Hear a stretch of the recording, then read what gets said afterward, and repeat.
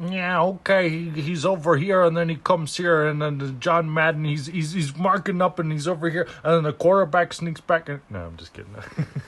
I get my John Madden on.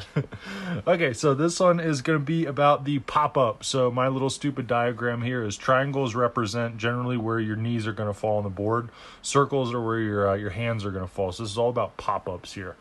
So for popping up, the best illustration that I can use is think about when you are doing push-ups. Think about like when you're doing wide push-ups. Doing wide push-ups is harder because you're only using like the side muscles of your chest if you have your hands like really wide.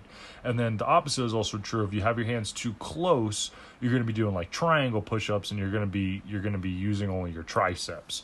So you want to get that happy medium, and that's why I say don't ever pop up like this, because the reason is because you're only engaging your side muscles here, not engaging your triceps.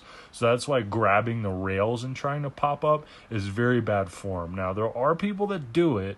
Don't recommend it though. It's not going to be good for the long run for you.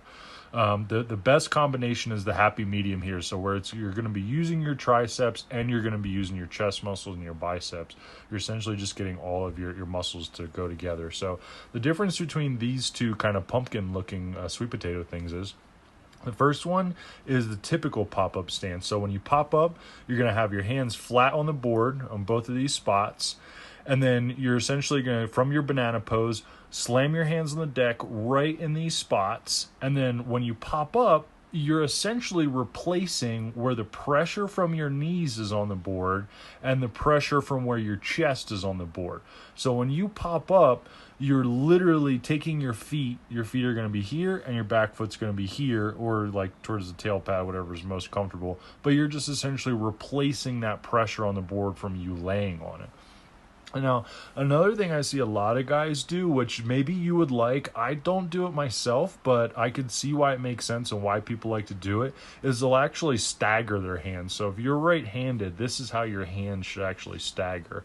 And the reason why people do that is because if your left hand is here and your right hand is here just a little bit lower, when you go to pop up, that's going to naturally swing your hips to go with the board, as opposed to if you're popping up like this, it's a little bit more motion, whereas if you have your hands staggered like this, it just gives you that little extra kind of oomph to just swing your hips around so you can stand parallel on the board a little bit quicker.